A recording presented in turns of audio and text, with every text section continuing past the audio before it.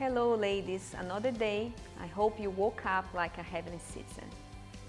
Watching the funeral of Billy Graham, it was hard to contain my tears. I remember many times thinking how the world would react when this great man of God went home.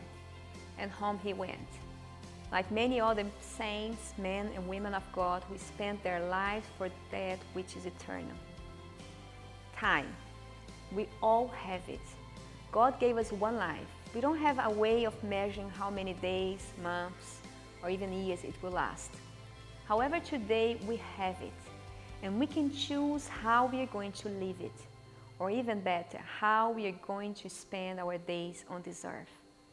We always find that we have time ahead of us, primarily in our youth.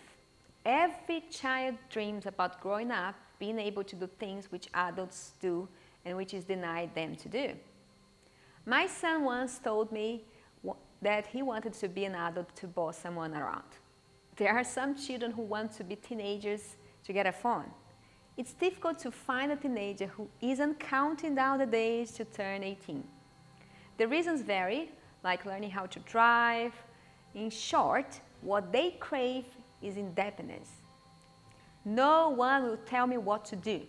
So innocent. It's easier to be led by mommy and daddy than by an authoritarian and cruel boss. The young want time to pass by quickly.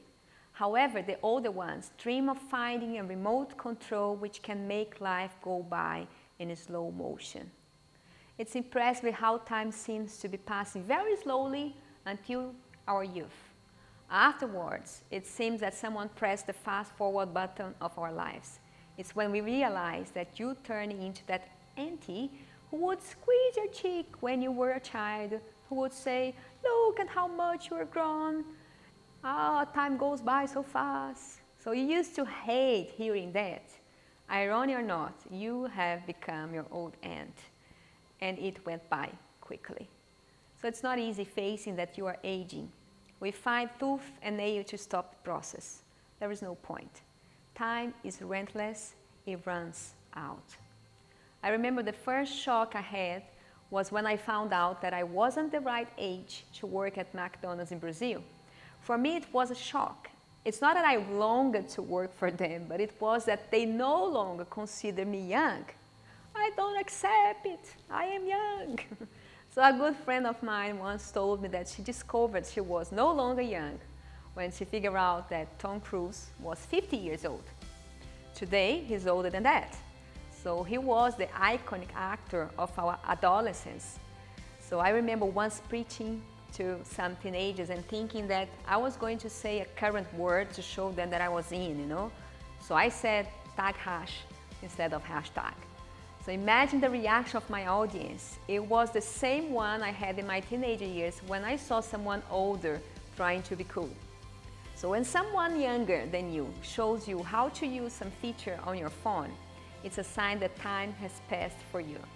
And when I say younger than you, I mean much younger than you, about 8 years old. This is a sign that it's all going downhill. There's always those conversations of more mature people. Oh, in my time we didn't have internet or a mobile phone, pay TV. Those were the days. We used to play on the streets, climb trees. I remember how many times I scratched my knee, cut my chin, and I cut open my head. Good times. You can see the horrified expression of the younger ones. Thank God I wasn't born in that time. The truth is that with the passing of the years, we value time more.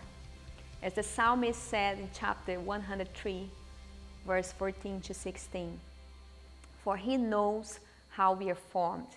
He remembers that we are dust." Verse 15 says, "The life of mortals is like grass. They flourish like a flower of the field. The wind blows over it, and it's gone, and its place remembers it no more." The question which makes me ponder is, what am I going to do with the time of my opportunity? What is the reason of my existence? What am I going to do, and what am I going to spend my days on? If all your time is focused on acquiring knowledge, having a successful career, increasing the numbers in your bank account, saving money to travel the world, being a social media celebrity, having more followers than your friends on Instagram, marrying someone who looks like Superman or Captain America or Wonder Woman. I've got to tell you the truth. Even if they are legitimate targets, they will not give you a sense of accomplishment and purpose. Because all of this lasts a little time. It will pass. You will age. Superman will go bald and have wrinkles. Wonder Woman will age. Your profile will stop being attractive, and the numbers in your bank account will not satisfy the deep thirsty of your heart. After all, what are 70, 80, 90 years? Nevertheless, I can choose to invest my days in something that is not fleeting. I firmly believe that the best investment we can make is in that which is eternal, lives.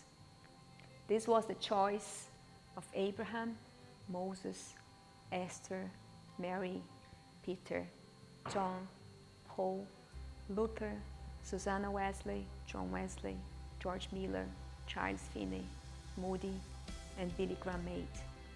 What is your choice?